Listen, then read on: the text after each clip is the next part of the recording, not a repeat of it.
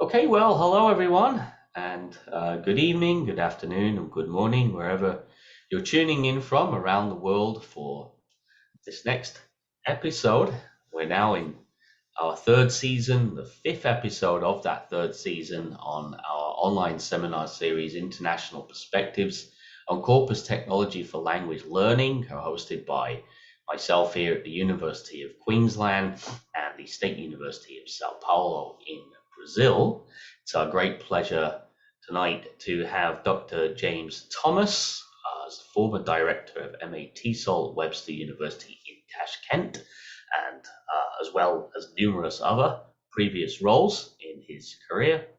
And he's going to be telling us today about introducing Corpora to language teachers, including some demonstrations of a tool that he was involved in creating, that of the Versatext tool, which is a really neat and very useful tool for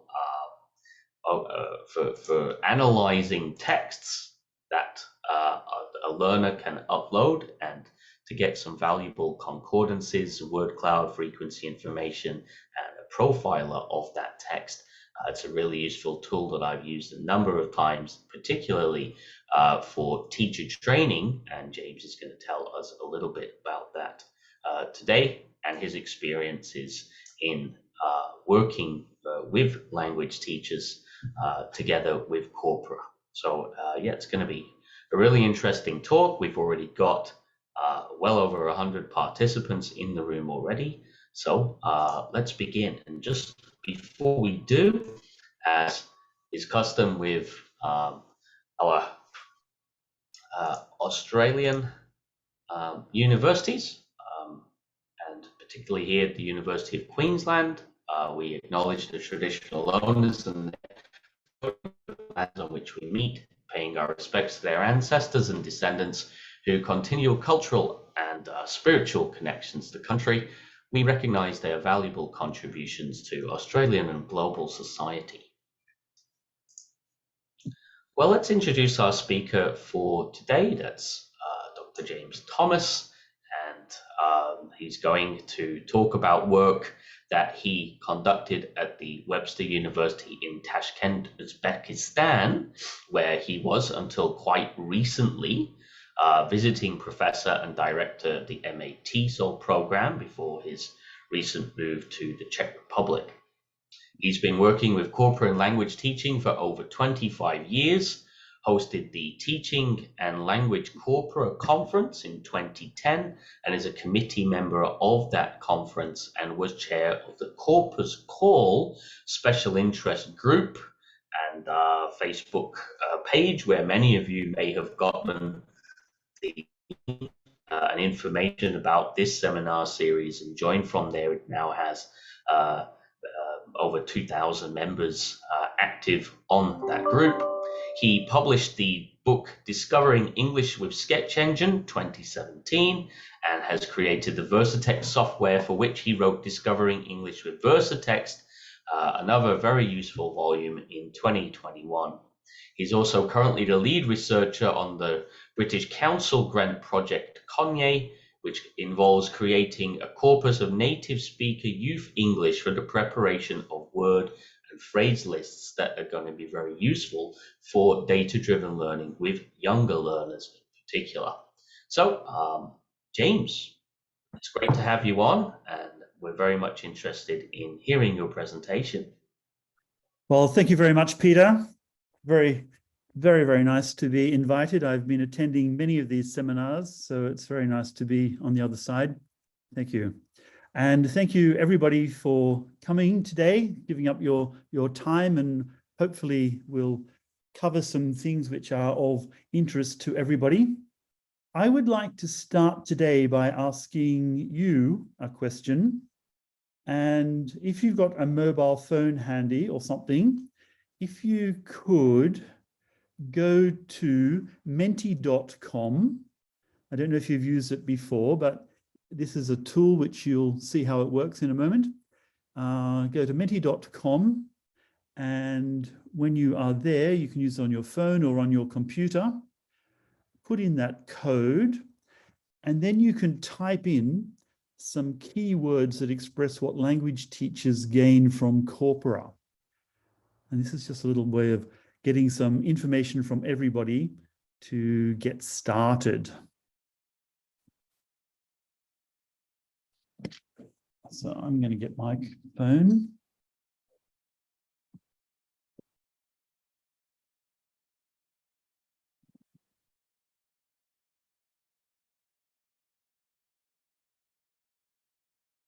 Lovely. And this is what happens with Menti. As soon as you click submit, we get a word cloud. So the things which teachers can gain. And like all good word clouds, the bigger the word, the more frequently it occurs.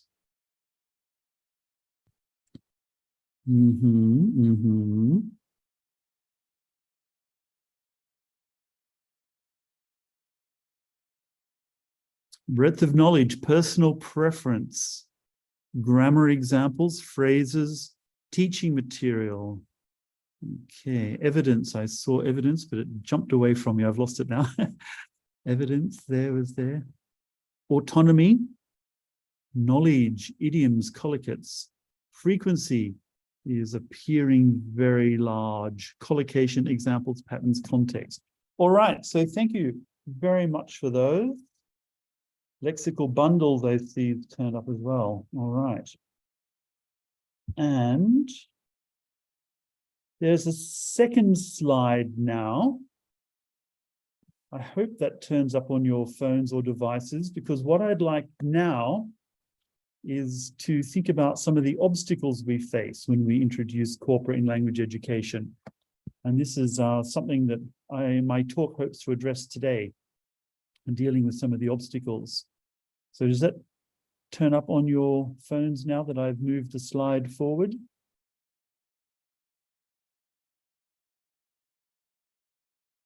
It does. Thank you. See, these are the obstacles, right? Expertise, too much work, tedious, analyzing results, time consuming, availability, technology itself, technical issues, lack of time, technical fear, overwhelming, noise in data. Yes, very good. User. Boring, too much work. Computer laboratories, technology, time consuming, availability, lack of knowledge are the ones which are in the middle here, indicating their high frequency amongst your suggestions. All right, so that's a very interesting starting point. Thank you, everybody, for that. Okay, I'm going to stop sharing this now and share my presentation so that we can use what you've suggested already. Yes, okay. All right. So, all right. So you gave me your suggestions, and I'd like to give you some of mine. What I think, this is deal with what language teachers can gain from Corpora. So it was the first question we looked at. So dictionaries and grammars don't answer all our questions. So I think many of us have found ourselves in those situations, but they can confirm our hunches about aspects of language. So quite often there are things where we're not really sure of, even native speakers. In fact, it's quite well documented that native speakers derive a lot of benefit from looking at corpus data, because native speakers are never the best analysts, or aren't particularly conscious of something which is so subconscious for them. Another thing which we can gain from using Corpora is a contemporary view of language, and I'll mention that a number of times in various ways today. Authentic examples can be used for creating worksheets, for creating tests, for analysis, for tasks, many things. We can use them for error correction, and I'll give you some examples of that also today. how students can have errors in their output shown to them and let them find out for themselves what the normal use of a pattern is or normal use of a structure is. Lots of opportunities for discovery learning and knowledge creation and higher order thinking skills, which is what happens when we analyze data. And you may be familiar with these two planes. Across the top, we've got the 6 layers of Bloom's taxonomy. So when we ask our students to remember something, we're not challenging them very much. It's an essential skill, but it's not a higher order thinking skill. If we ask our students to create something, then we are, or evaluate something, then we are asking them to operate a fairly sophisticated higher order thinking skill level. Down the left, we've got 4 types of knowledge. So factual knowledge, which is also known as information, is things that we work with all the time, and we'll see some examples of that shortly. Then we have conceptual knowledge, procedural knowledge, which is ability, and metacognitive knowledge, which is learning to learn, being aware, being conscious of learning processes. And all of these are very valuable. And this intersection here with the verbs in the table, we use these for writing lesson plans and for making ourselves aware of how we're challenging and how we're working with students. So this is, I think, a very, very useful way of conceptualizing our work as language teachers.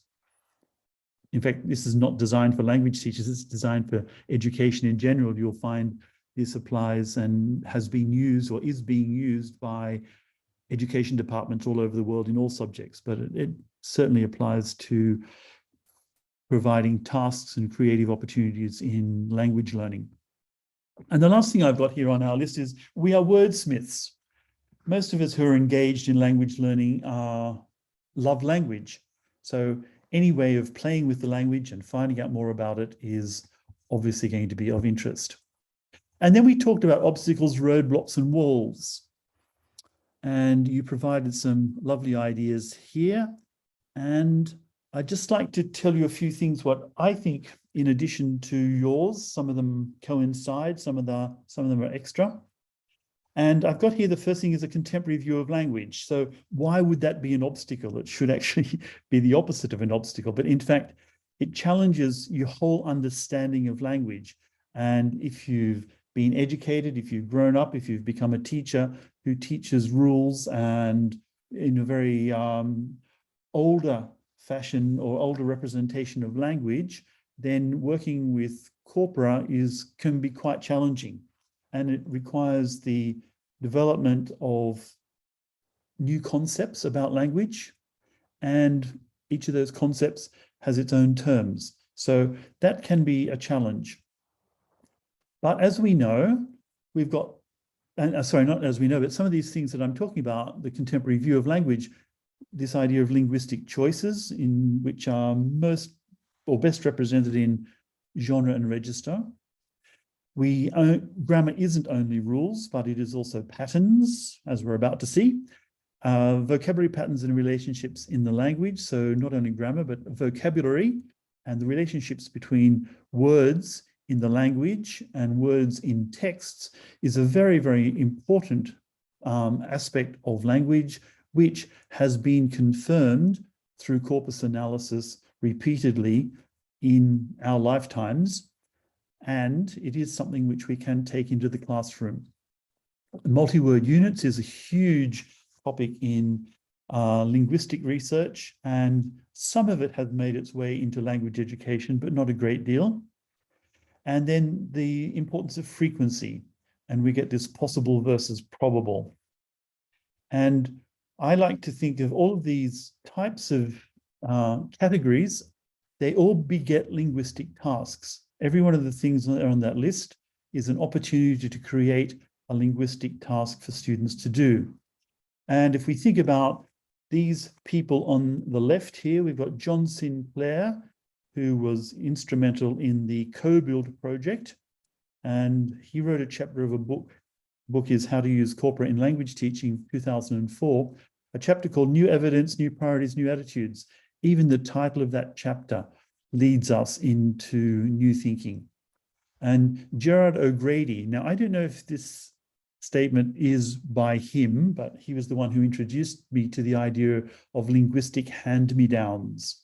So everything that we do in language actually comes from something that we've heard before, or in some variation of something that we've heard before, which is of course related to Michael Hoey's priming. Patrick Hanks speaks about patterns of normal usage, which is an extremely important finding from Corpora. And when we think about the contents of grammar books and dictionaries, then they are full of patterns of normal usage, but not all of them, because they don't all fit. And some of them would be too fine-grained to be included in most resources. But patterns of normal usage, that's exactly what our students need to know in order to make their speech, their writing, as native speaker-like as possible, and communicate with the highest value possible. Susan Hunston from the University of Birmingham also worked with John Sinclair, and so did Patrick Hanks, and so did Michael Hoey, by the way. Susan Hunston's pattern grammar, which I'll demonstrate quite a bit later on. Adele Goldberg, her work on construction grammar, and Michael Halliday, well, pretty much everything. Michael Halliday has had a huge impact on our thinking about language. And he didn't start off as a corpus linguist, but his later work certainly involved corpus research and confirmation of features of language. And I'd just like to show you on the next slide a couple of ideas of patterns in language. On the left here, we've got something which is not corpus-based, but it is demonstrating how topics weave through a text. And this is a lovely task for students to do. And the words in green here relate to town. The words in yellow relate to feelings, etc. So these, and you see how these topics interweave through a text. So that's quite an interesting thing. And that is just a sort of feature of topics in patterns of language. On the right, I've got this little slide I made, this picture I made quite a few years ago when I was writing my sketch engine book. And you can just see, without even looking at them really closely, you can just see how patterned language is just from those examples, but with pretty much everything. So this idea of pattern in language is really, really important. And for many people, it is a departure from rule-based approach to language. The second slide I've got here for what do I think about the obstacles is the lack of vocabulary concepts in mainstream language education. So there are many, many concepts in vocabulary that we rarely use. We do talk about synonyms a little bit, but most of the other ones here are all valuable to helping students improve their fluency and accuracy, but we don't really teach them. And likewise, all of these beget linguistic tasks. So we can ask students to look for sentence stems. We can ask students to look for links and chains and antonyms and various aspects of lexical semantics. So all of those things are great opportunities, but we have huge repertoire. If you look, for example, at the table of contents of any grammar book, you will see that students are expected to know a lot of terminology for grammar, but we don't afford vocabulary the same luxury. This is a pity. And there's not enough overt learning of language from language. So using language as a model and pulling things out of it. And I think there's a great fear of terminology, and we underestimate students terribly. Now, most of our students going through education systems today are perfectly capable of finding patterns if they're guided to do so, and finding many things. And there's this very, very nice book from 2019 about rethinking TESOL. And the authors make this very interesting point about TESOL teachers do not see themselves as language experts, but rather as teaching experts. This implies giving priority to how over what. So we see in a lot of teacher training these days that there is great emphasis on many aspects of classroom work and classroom activities, but the development of teachers' meta-language and concept of the field is not taken as seriously. And as Michael Swan loves to tell us, language teaching is teaching language. I love that quote. And the fourth point, a certain reluctance to embrace the probable. So when we see things in data, we see patterns, relationships in the data, it's not quite as comforting or reassuring as being told a strict rule. And so if you embrace just the probable, then there's always this fear that you could start making a mistake. So I say to my students, when they say to me, can you say something in English? I very annoyingly say, you can say anything. And then they cotton on because I've trained them. And then they say, do you say this in English? And then I say, let's look, shall we? So we can then look at the data. And this idea of possible versus probable is, I think, a really, really valuable concept in anyone who wants to use data in language teaching. And it's also hard. So many of the things which you put on your slide and which my students tell me when I'm introducing Corpora to them, and remember that most of my students are teachers or future teachers, as that is the topic of today. So technology itself poses a lot of problems. The interfaces are strange. They don't look like interfaces that we normally use. There's even like, this is language. How can this be language? There's huge amounts of data that we have to deal with. The data has to be sorted, and we need skills for sorting data. And we need to convert that data into information. And I don't know if you're familiar with this lovely infographic. I use it quite a lot in my teacher training when we're talking about the process of going from data to information to knowledge. So data is this random set of stuff. And then when you sort it, it becomes information. It actually has some meaning. And then when it's arranged, then it's actual knowledge. And that's what I was talking about before with this sort of integration into your way of thinking and your way of acting, your cognitive knowledge and your procedural knowledge, and then your knowledge about knowledge, the metacognitive, etc. And presented visually, that's not part of it. So that idea of converting, so this is what we ask our students to do when we work with data, that they have to convert the data into information.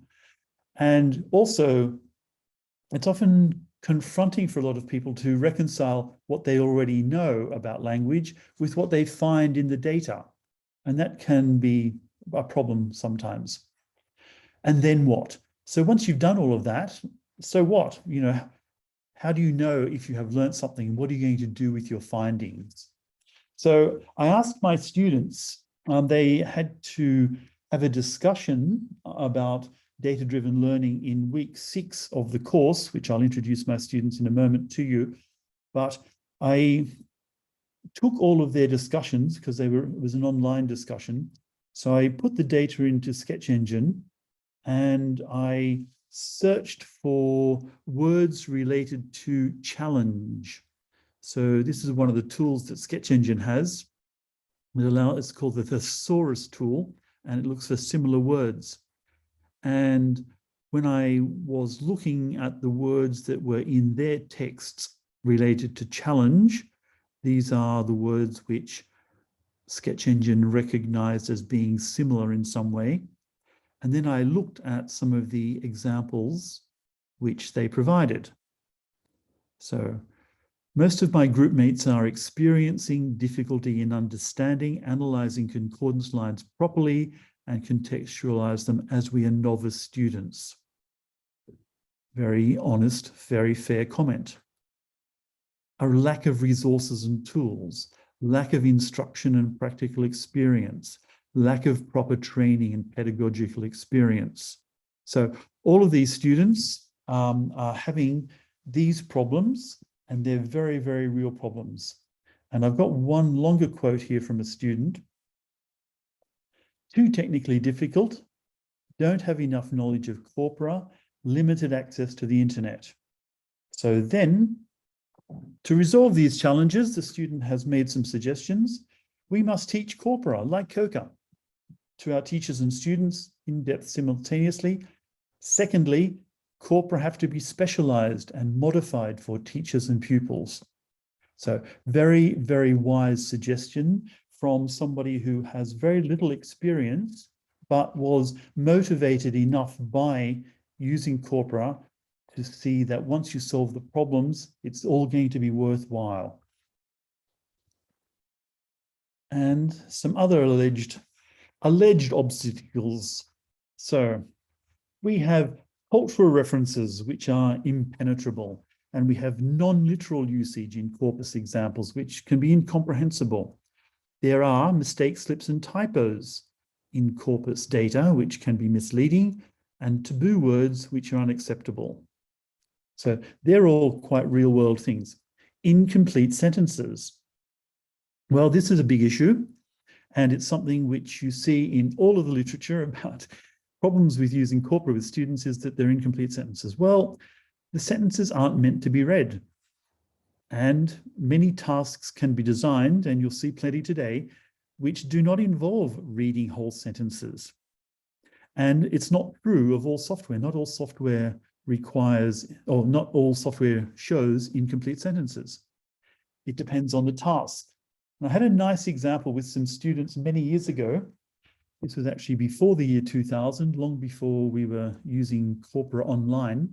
But I was working at a Faculty of Education in the Czech Republic, and we were talking about modal verbs, and these non-central modal verbs came up, and one of them was bound to, and my students, who were all, I don't know, in their 20s and 30s and currently working as teachers, and they were upgrading their qualifications, they were totally unfamiliar with bound to in its modal sense, which rather surprised me. And they were so shocked and so defensive that they said, oh, it must be an Australian thing. Well, I am Australian, but I can assure you that it's not an Australian aspect of English at all. And I happen to have Tim Johns and Mike Scott's Micro Concord on my computer at the time, and I was able to show them, this was in about 1998, some lines of bound to, where they saw that it was almost always followed by a verb and didn't at all mean bound to in the sense of binding one thing to another. So they were quite taken aback by that, but data came to the rescue. And this example here I've got on the screen now is not from Micro Concord. This is from Skell.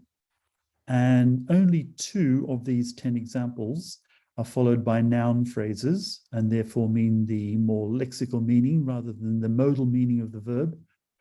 And this is quite what data can show us. And you don't need to read a whole sentence to solve that task, which is why I started talking about this in the first place. Another example task which I created for my students this year was we studying academic language, and we were looking at the grammar patterns of these abstract nouns which come from the academic word list, Averell Coxhead's academic word list.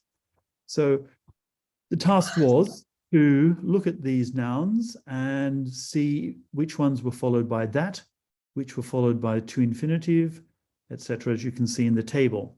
So they could perform those searches, write the numbers of hits in, and because they're already aware of the value of numbers, they could start drawing conclusions from that. Another thing is that concordance lines come from different texts. And this is, in many cases, is an obstacle, but it is sampling, and it is perfectly normal in research, no matter what your field, is that your data is going to come from different sources. So it doesn't need to be a problem. And I had a nice example with another group of students at a Czech university, but much more recently. And the word jalopy came up, and they were C1, C2 students, and they hadn't heard of it. And they were a little bit irritated that they didn't know this word that I had just used for some reason. But I had a data projector, and I put this up on the board, and we were able to infer the meaning pretty well by my questions. This is Scale. So if you're familiar with Scale, you know that there are 40 lines. I've just got the top 10 here on this screenshot. But you can take there and you can say, well, drove a jalopy. So what do we know about a jalopy if somebody drives it? An old jalopy appears in line 2 and 3. Is that just a coincidence, etc.? So lots of questions were able to be asked and eliciting bits and bits of information, and gradually they got the idea of what a jalopy is. So that was quite a sort of exciting moment for all of us. But not all tools have concordance lines from different texts. As Peter mentioned in his introduction, I created this tool called VersaText, and it does allow you to do corpus work with a single text, and that single text is the one that you provide. So if you're working with students on a particular text and you want to do corpus analysis of it, then you can do that. And I'll show you some more examples of how that works in practice on later slides. I'll just mention that my friend who programmed VersaText was also the person who programmed Scale that we were just looking at. All right, so my current teaching situation. So as Peter said, I have been carrying out this work within Webster University. I lived in Tashkent for 3 years. The first 2 years I was working for the British Council doing teacher training on another project. And then in my 3rd year in Tashkent, I was working at Webster University, and I was there as the director of the TESOL program. But that was only a 1-year job, and I'm now back in the Czech Republic, but I am teaching as an adjunct professor on this program, on the MA TESOL program. And this year we've got about 250 students, and you can see there a few things about them. The entry requirement is only IELTS 6, which is quite low to be doing a master's program. And some of them do struggle, and especially when they not only have a huge amount of academic reading, but they have a lot of writing. And the course is taught in 2 modes, face-to-face and online. So obviously, I'm teaching online from the Czech Republic. They do 10 taught courses plus practicum in their year, and the terms are 8 weeks long. And in term 1, which finished last week, they did EAP and Linguistics for Language Teaching. So in the EAP course, there are such topics as these sorts of normal things that you would expect in an English for Academic Purposes course. And the graded tasks I've got here on the right, they have 2 asynchronous discussions. So the first one was comparing general English and academic English in week 2. And that turns out to be a very profitable discussion. They have to do some reading after we've done some work in class, and sorting out their thinking there is really, really important. And then in week 6, this time they had to have a discussion about data-driven learning. And that was also very instructive. And you saw some examples from that discussion already. And they have to write an annotated bibliography, give a group presentation, write a literature review, and they work through the Discovering Academic English workbook, which is the main thing that I want to introduce today. And they have to write a glossary and dictionary as they're working through the term. So they're extremely busy. This is what they have to do for one course. They've got another workload with their Linguistics for Language Teachers course, and they've got families and jobs and all sorts of lives to lead as well. But herein lies the problem. Hundreds of master's students required to write academic texts with a relatively low level of general English. They haven't had much error correction or feedback in their lives. Seems to be a huge issue in Uzbekistan. I've noticed it there more than other places I've worked. They don't have time while they're doing all of these things at the moment to attend any other language courses, but they are insanely keen to improve their language, their knowledge about language, and their teaching skills. So we've got a lot of things going for us. We've got a lot of work to do, but a very positive teaching environment. So I put together a book. I sort of got a bit out of hand. I didn't mean it to be as big or as comprehensive as it's turned out to be, but I wrote this in May, June, July, and then we started using it in August. So the table of contents, this is just an extract from the table of contents. And in each week, there is a series of topics, and they work through those topics. And the topics, well, I'll show you what they consist of in a moment.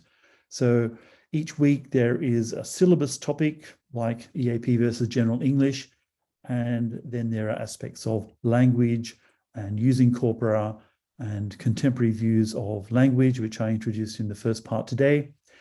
And they turn the pages, and the idea is that they do 1 or 2 topics a day for 8 weeks to get through the whole book. And that's how much work they need to put into it. So I wrote it. I was very dependent on the Longman grammar of spoken and written English, which you'll see on the next slide. And I have an error database. So as I'm grading students' work, I write their report in my database. And when I identify problems in their work, I copy their mistake, write a comment on it, click a button, and then that becomes part of their feedback. But I also categorize the errors so that I can dig into my database and find examples of errors by students of many features of language. So that's something I've been using for, I don't know, 10, 15 years, I don't know, quite a long time. So I've got many, many errors categorized. So that was a useful tool to dive into when I was creating tasks and prioritizing certain aspects of their language. We had the required topics and extracts from articles. So I chose academic articles or extracts from them to put into this book that talk about aspects of the language that they're dealing with and that we could use for linguistic analysis as well. So each article extract served that dual purpose of being content and language oriented. A lot of space on introducing COCA. And I have a grammar patterns database, which I think I mentioned earlier by Susan Hunston's books. I have that in a database, and that allows me to look up things like, show me all of the academic word list nouns which are followed by WH clauses, for example. And this differs from the previous course which I inherited and taught last year, where we talked about a lot of things, but we didn't actually do them. So that's what I was keen to do this time, to get the students studying language actively so that they would learn the language and they would learn how to learn language. So they would have procedural knowledge, metacognitive knowledge, cognitive knowledge. And so one of the first things I asked them to do was, one of the reactions was, the numbers don't mean anything. And we mentioned earlier today, what do you do with these numbers? Hoorah, let's find out how often something happens. Well, that's not enough. So task 3, I think there's about 160 tasks in the book. So right at the beginning, the first task was, here are 6 graphs from the Longman grammar. What can you glean from them? So there was a set of about 12 questions for them to look at those graphs. So introducing them to the idea of learning from computer findings. So this is what's regarded as a indirect usage of Corpora, because they're not using the Corpora themselves, which is direct usage. So this is a screenshot of one of the students' books, because they printed out my book and wrote into it. It was full of space for them to write into, as you can see on this slide as well. These are a couple of screenshots of the PDFs which the students uploaded for us. So we asked them to do that every couple of weeks so that we could see that they were using the book and doing so methodically rather than rushing at the end to try and get it done. So when the students did the week 1 work, half of the week 2 lesson was going through that week 1 work and ironing out problems, discussing answers to questions, etc. And the glossary and dictionary tasks that they're asked to do, here are some examples from students submitting things. I was quite perhaps over the top, asking them to produce graphic representations of the patterns and relationships in terminology and vocabulary, but they haven't got that right. And the feedback I gave them here is that we asked them, because they're basically in alphabetical order, and they've done marvelous things with Word and various software packages to make their glossaries and dictionaries attractive, but they're not showing the patterns and relationships between the concepts. So that's something that we'll have to do better next time. So teaching and training. So first of all, there were 10 teachers working on this course. In fact, they're called instructors in the American system. And I pretty much just said, this is the book we're using. I didn't ask them to contribute to it because there was no time to do so.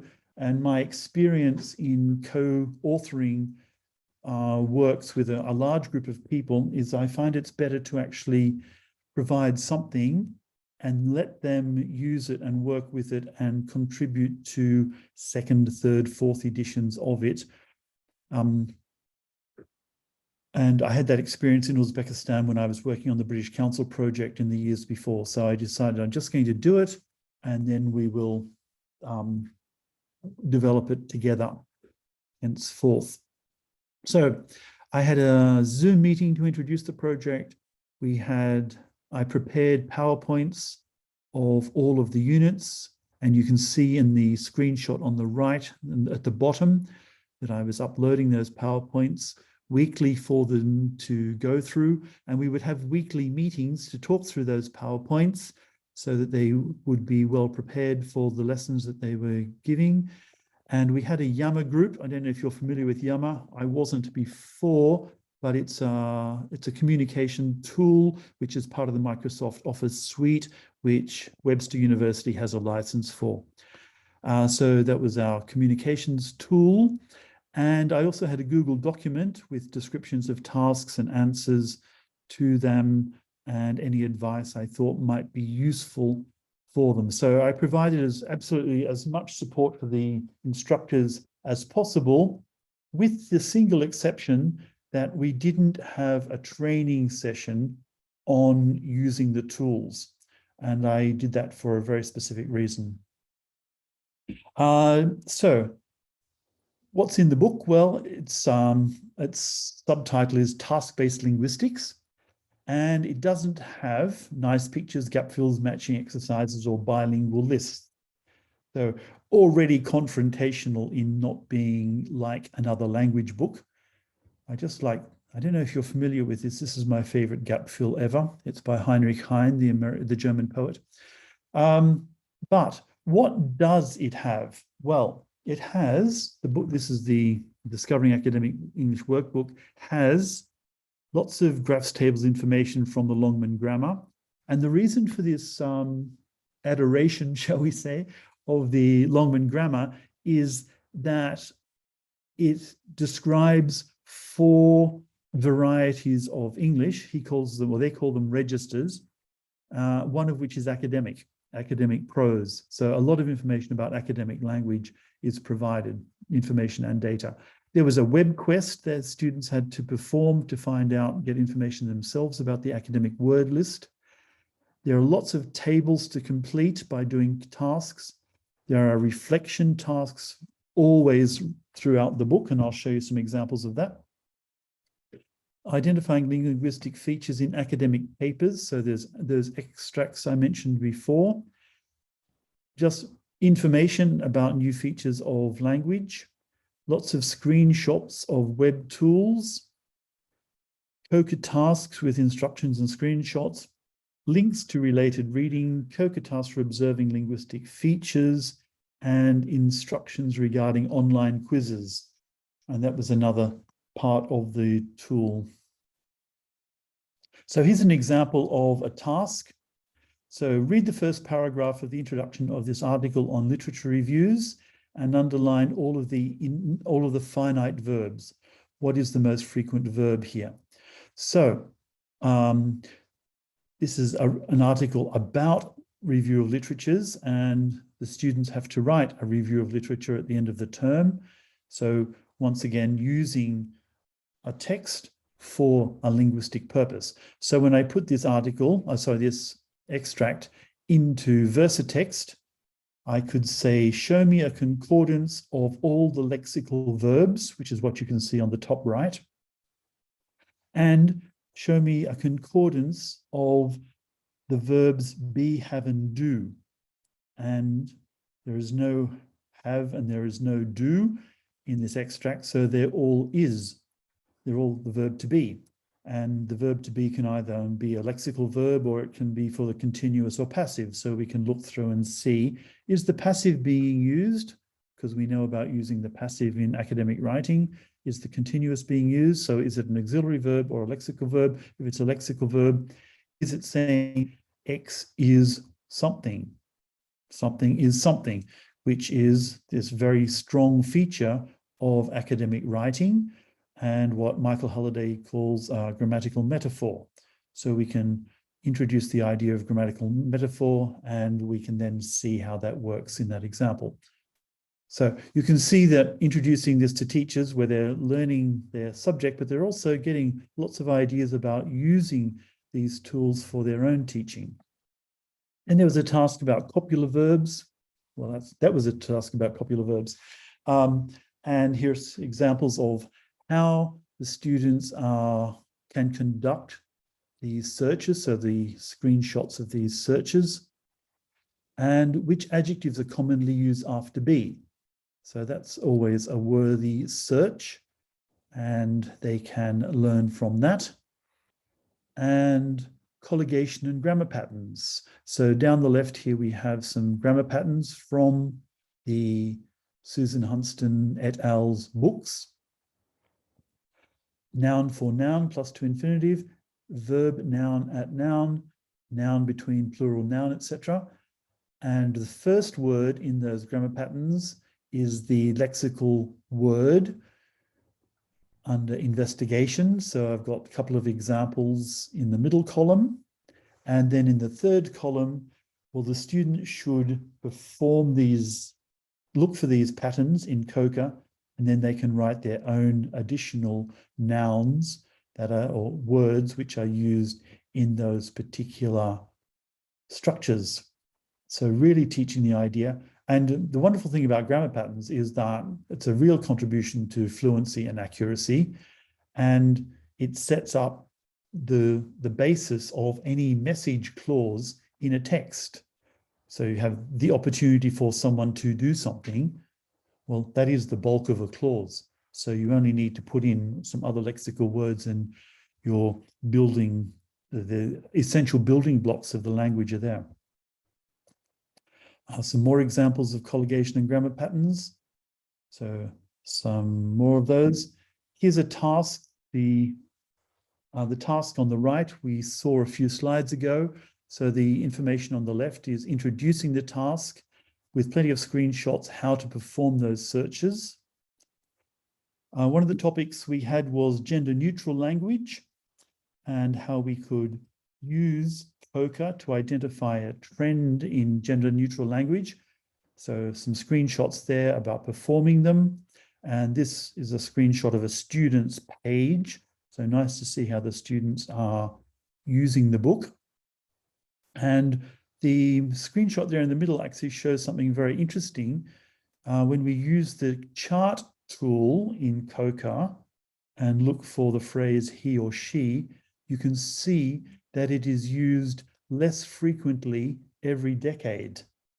So that's a really interesting finding. And then at the bottom of the page on the left there, the student has to make some conclusions and how are they reflecting on the data that they've collected. And some similar tasks on the right about the use of of they and their as the gender neutral pronoun. And they can perform various searches to look for examples of that in academic language or in the corpus generally, COCA generally. And reflection, as I've mentioned a few times already, is an extremely important part of this work. And I love this statement by Dewey: we don't learn from experiences, rather we learn from reflecting on them. So the text I've got in this slide, we won't look at now, but these are some instructions in the book that ask students to reflect on their findings. And I gave students feedback on their written work. So this is just a screenshot of something that they would get from me. And for example, you wrote, so I copied and pasted this out of the students' work into my database for prevention of corpora in English learning environment. And I wrote, check COCA for the things we prevent. So the students now, by this stage, know how to look for prevent and what its objects are, and they will see that what the more typical way of using that word is. So check COCA for these things. So a little bit of a comment to get them on the right path, and then they can look for them.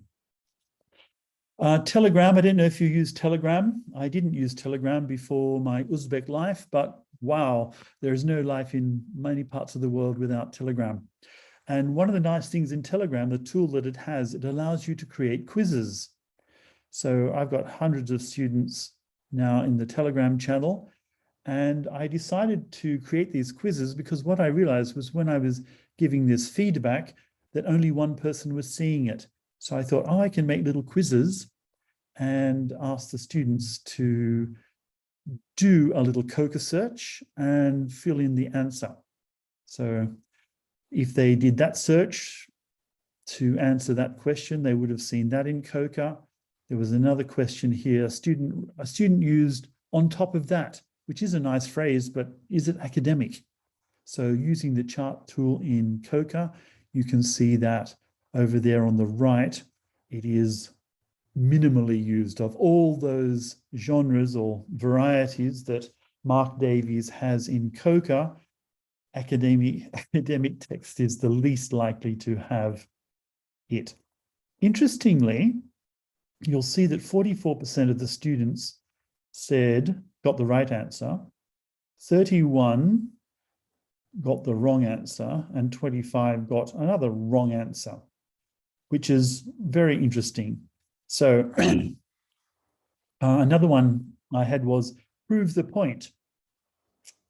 Is this used in academic text or not? So the little black box here is a little text comment which the quiz creator can provide. So if you click on that little light bulb, then the little message in black will pop up. And so the question was, do we say prove the point in academic text? And 38% yes, and 62% said no. So I was a bit troubled by that. So I actually asked a meta question. I said, how did you answer the prove the point question? 40% said, I already knew the answer. Well, that's unlikely. 25% were honest. They said, I guessed and then saw whether I was right or wrong. So when they click on the answer, they get a message, they get an indicator of whether they were right or wrong. And only 35% of them used COCA. So interesting to see how they're using it. So then at the end of the term, I conducted a big survey, as we do, to find out how they were going. And it says on the front cover of the book that it is our pilot version, and we made that point quite often. And so I asked them if they felt it was worthwhile. I learned a lot. So the top ones there are the things I provided, and the ones at the bottom are things they could write in themselves. And you'll see the last one says, if you want to waste your time. So one student was very negative, but out of the 56 responses, that's okay. I don't mind that at all. Some said I already knew most of it. That wouldn't have been the case in many, but 8.9%. It was difficult. The approach to learning was new and innovative, etc. A type of difficulty. So on the left, we've got, yes, it was time well spent, or no, I didn't learn enough relative to the time spent. So they were the options I put in, and it's a Likert scale, so they went from 1 to 5. So the majority were positive, and a couple not, that's fine. And difficulty, I didn't find it difficult on the left. I found it really quite challenging on the right. So that was a good indicator. And then I asked them to write in prose. So this wasn't an optional, wasn't a multiple choice question. What did you like about working through the book? So I took those 705 words of answers and put them into Versatext and created this word cloud. And in Versatext, you click on keywords and it shows you a concordance of those of the word that you click on. That's how Versatext works. So they found it was full of interesting tasks, interesting activity. By far the most interesting process was working in COCA. It was interesting and something new for me. So that was good. Different. It was full of different tasks and visual graphics, different methods, exercises, etc. New tools like COCA, new aspects of academic, something new for me, etc. So I was able to get their feedback from those by choosing from the adjectives which were most frequent. Oh, that's another thing about Versatext word clouds, is that you can choose which parts of speech from your text that you want in the word cloud. So I chose to see adjectives for this one. James, What? before Yes. you continue, I just want to let you know that you're currently an hour into the talk. Thank you. Thanks, mate. Thank you. All right. Then I asked, what did you not like about working through Discovering Academic English? And you can see the big words are time and tasks, even COCA and exercises. So there were 600 there. So it was strange because what I found, even in that section, I liked everything. It was all good. So even when they were being given a chance to say what they didn't like, they gave positives. But they also said, I looked up the word but. So using Versatext, I was able to look for the sentences containing but. I wouldn't say that I didn't like the task, but I found some of the tasks confusing and frustrating. There's nearly nothing that I didn't like, but there are a bit more tasks I would like to do, etc. So that was helpful to look at the word but. What did they say about tasks? Some tasks need oral explanation. I found some COCA tasks difficult, etc. So that was quite informative. Time passed very quickly while doing the tasks. It took me much time, but I found nothing unnecessary. Some of the time was too time consuming, which I knew. You and COCA. So some comments there about how they found working with COCA. What they learned from using with COCA, I think is a really important question. So huge majority said that their COCA skills improved. Some say, I still can't use COCA well. And problems with COCA, registration was by far the biggest problem, which I was unaware of. I wish I'd known much earlier. But 35% said I didn't have much problem, and 12% said internet connection was a big problem. Similar things with using Scale and Versatext. Well, I didn't really introduce Scale. I only mentioned it once, very briefly in the book, in anticipation of the second discussion task they had to do, because that asked them to think about using corpus tools with their own students. And I knew that if they'd only had experience with COCA, they would have been quite negative. So I introduced them to Scale briefly in anticipation of that. And then I asked them what advice you would give next year's students. So I only asked Versatext here for the verbs, and the verbs which are in gray can be more than one part of speech. That's how Versatext works. And wow, look at that. Use is by far the most frequent.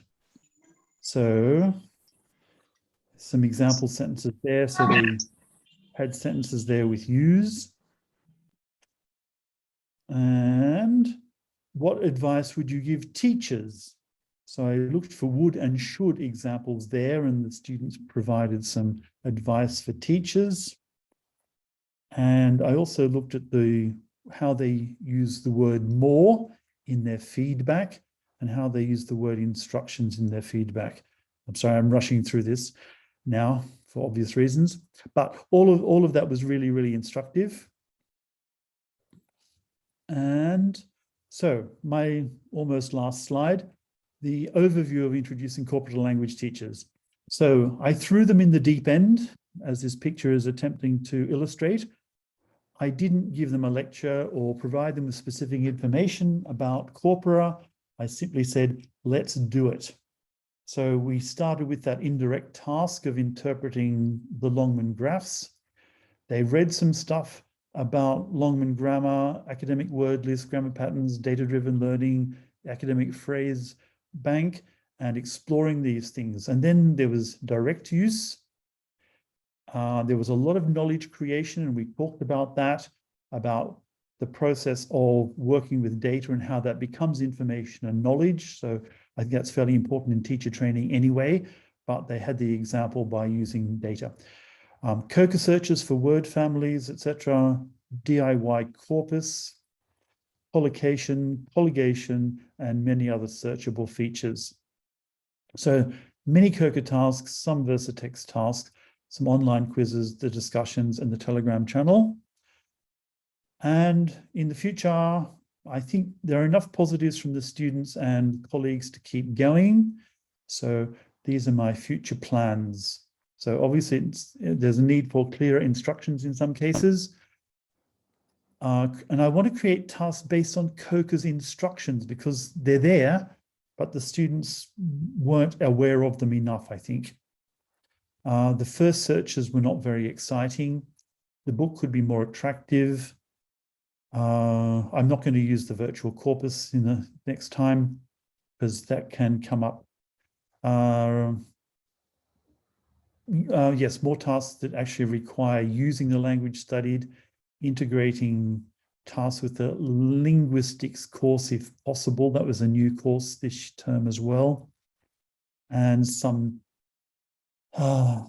revision and feedbacks. The colleagues suggested reordering some of it. So in January and February, the course will run again. So I hope to have a new version of the book by then. And then in May and June, these students who did it now will be doing an ESP course. So we can look at that. So sorry I went over time. That's 65 minutes.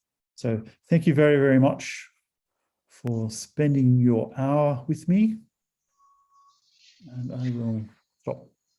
Thanks, James. And what an hour it has been. I think we're probably on a record for the number of thank you comments that have come through in the chat even before your talk is finished, which shows you the appreciation that the audience has tonight for the content and for the delivery. So thanks very much. It's been really very, very useful.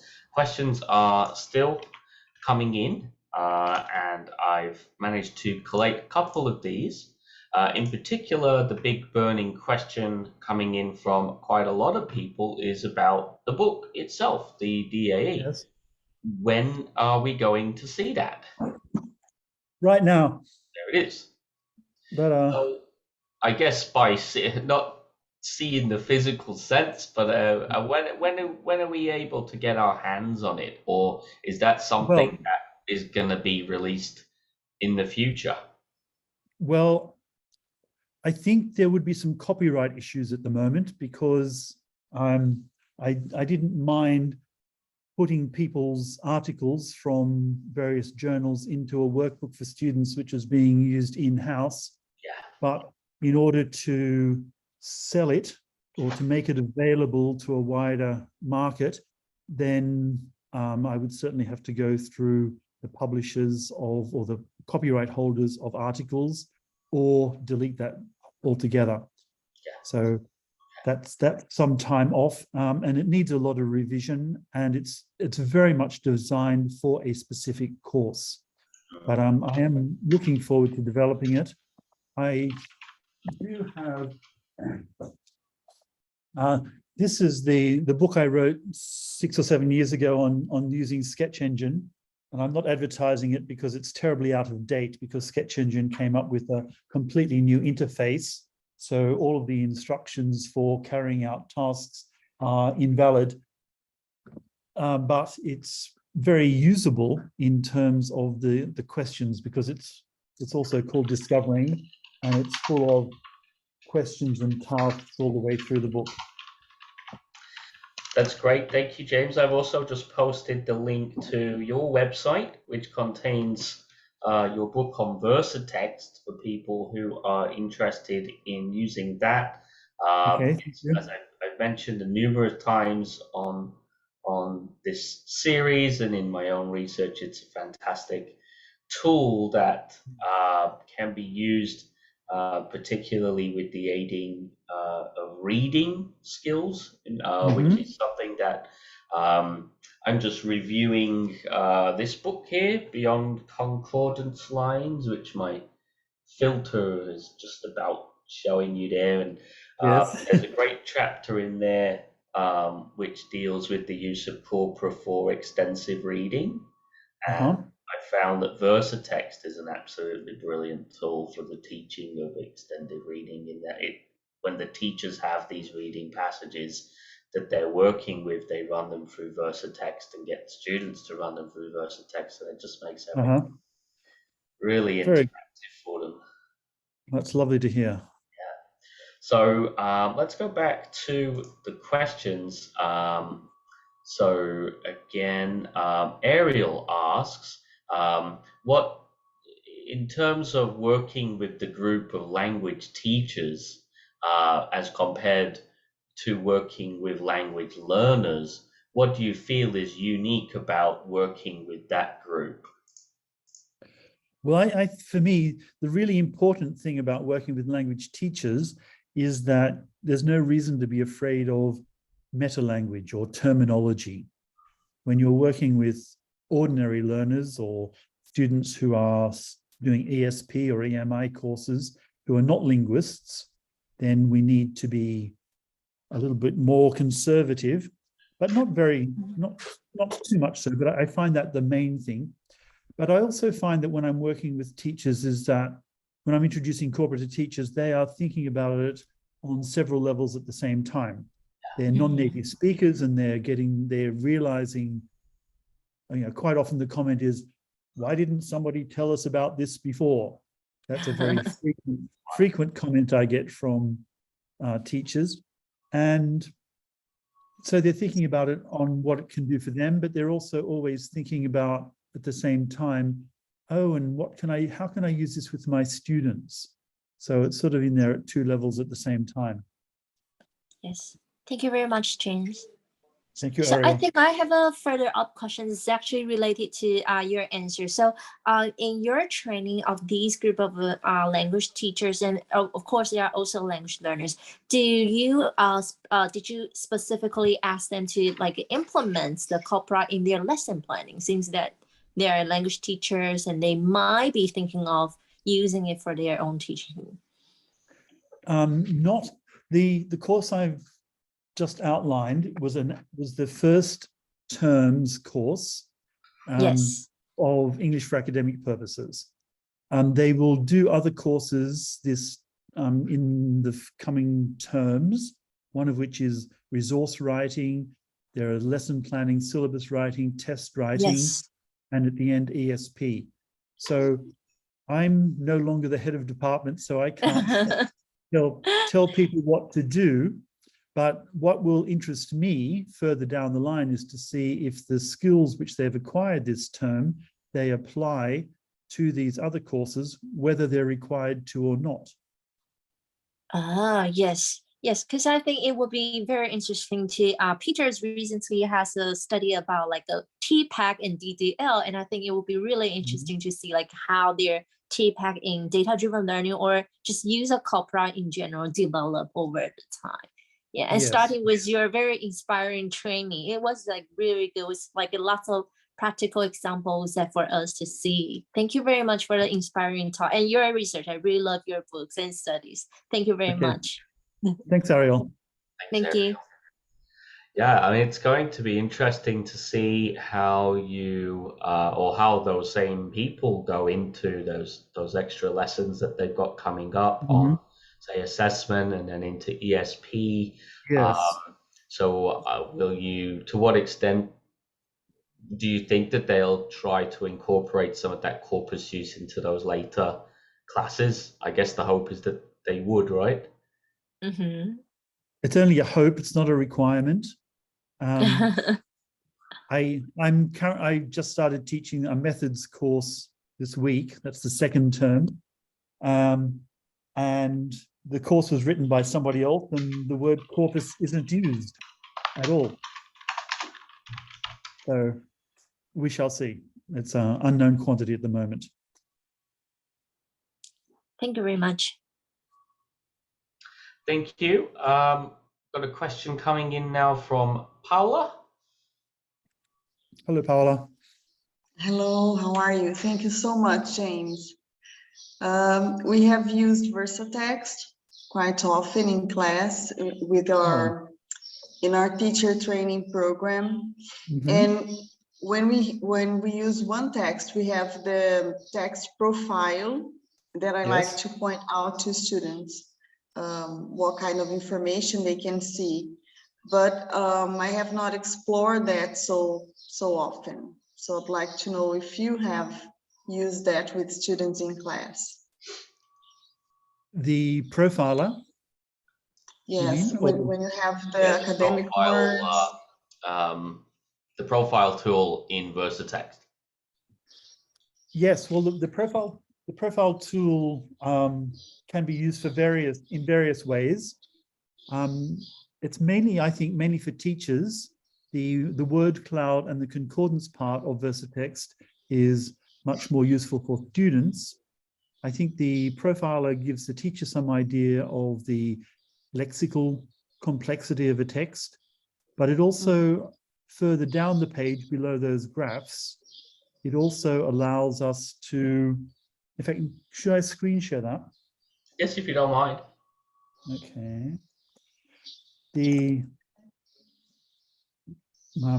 Where is it? Here it is. I think it's so interesting, but we don't explore that so often, you know. Yeah. I feel I have missed that. All right. So here's the profiler. So this is what you get with the profiler. The statistics about the top frequency words and anything in the academic word list, and then the text-specific words. Now, this graph is interesting because it's almost the same for every text, which means that's a feature of language, or it's certainly a feature of English. And then down here, you get the readability scores and the estimated CEFR, which is calculated in a number of ways. Down here, you get all of the words in the text, which are sorted according to these stats here, and then subdivided into parts of speech. And you can click on any of them, and it will take you to the concordance of that word in the text. So it's another way of entering the concordance. And if you click on here, show counts, see that town occurs 10 times, and there are the 10 times that town occurs there. So normally we come to the concordance from the word cloud, but you can also do so from here. Yeah. As well.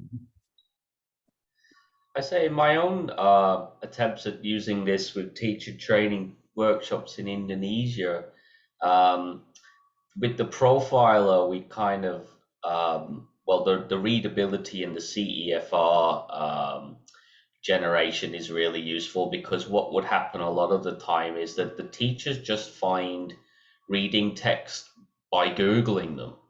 So they've got like a topic, for example, to work on, for students to understand a lake in Indonesia, and then they Google that, and then they copy the text is the first thing that comes up on Google, and then they give their students that to read.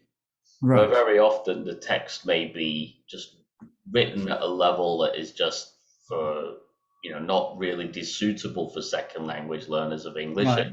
the proficiency levels that they're working with.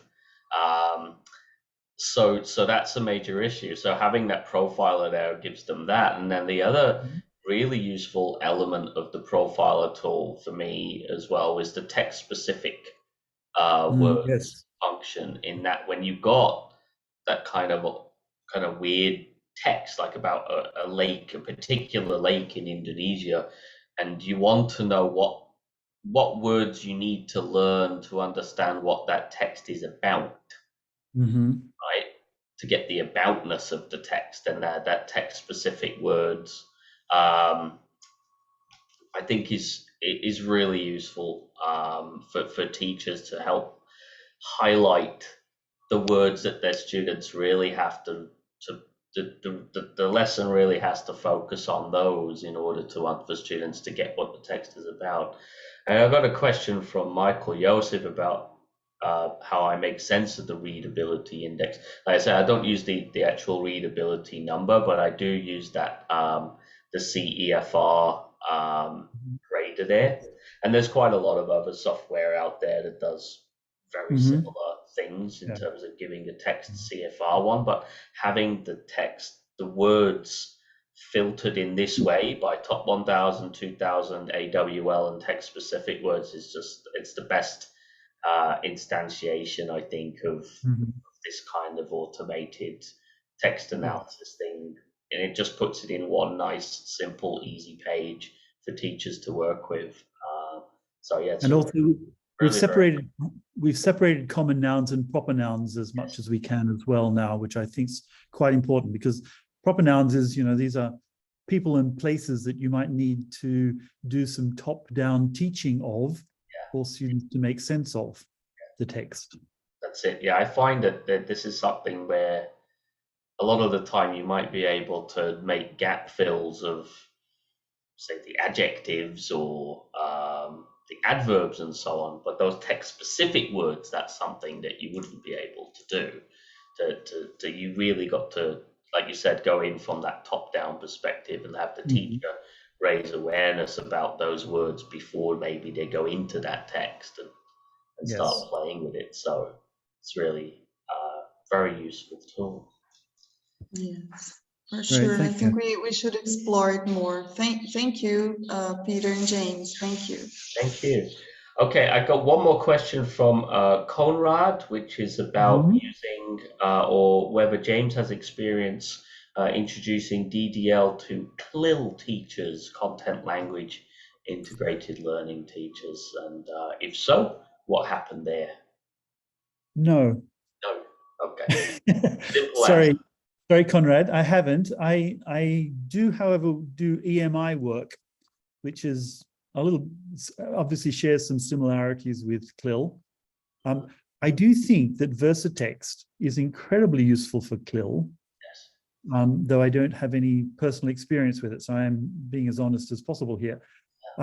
But with EMI work, you know, if you get maybe a chemistry teacher who's got a text about a particular chemical, introducing that to students who are non-native speakers, and the teacher is probably a non-native speaker as well, which is the typical EMI lineup, then a lot of language exploration can be done with that. But with CLIL, it depends whether we've got CLIL with the language teacher or the subject teacher or the teacher who's doing both. Because in EMI, the teacher is not at all a language teacher. They're working quite differently. So it depends what sort of CLIL context you're working with.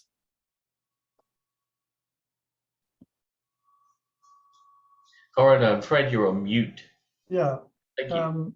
EMI, yeah, the difference, of course, is CLIL usually is non-tertiary. Yes. But surely the approach to EMI could well be useful. Yeah. Yeah. 100%. Thank you. Yeah, completely agree with that. And as I said, even, you know, using the Versatext there, the profiler, will be incredibly useful for CLIL teachers in order to get just that quick understanding of the content words that are in the text that need to stand out and that need to be focused on. Yes, right. Brilliant. Okay. Well, as I Thank you. said, yeah, thanks, Conrad, for your question, and thanks everybody for the questions tonight, and thanks especially to James for Pleasure. Thank you very much, Peter. really informative presentation. It's great to have you on. It's great to see the tools in action. And, you know, we're kind of really grateful for having the tools out there and for sharing all of these resources with us and with the field. So thank you. Thank you so much, everybody, for tuning in tonight and supporting James and taking much interest in his talk. I think we reached about 180 people at the peak. So there's clearly a lot of interest in your work, and thank you very much. I just very briefly like to share details of our next talk, and we actually have very little now, and our next talk has moved up to Tuesday, the 25th of October. So at the same time there, 9 p.m. Brisbane time, and then whatever time that is for you. But we have a session earlier in the week this time around with Dr. Professor Fanny Mounier from the University Catholique de Louvain in Belgium, which is one of the world's premier learner corpus research centers. And Fanny is going to talk about whether we might still, or the implications of using Corpora for language learning, given the existence of natural language processing applications and AI-based technologies. And I myself have some serious, I wouldn't say concerns, but interest in this particular era, given my recent explorations in AI text generation in particular. So do tune in for that. But for now, we're going to, again, just thank our speaker, James, for his work and for his time tonight. Thank you very much, James. And we're going to leave it here for another week. So thanks, everybody. Thank you, everybody. Thank you, Peter. Thanks, James. And we'll see you all very soon again. Bye for now. Bye.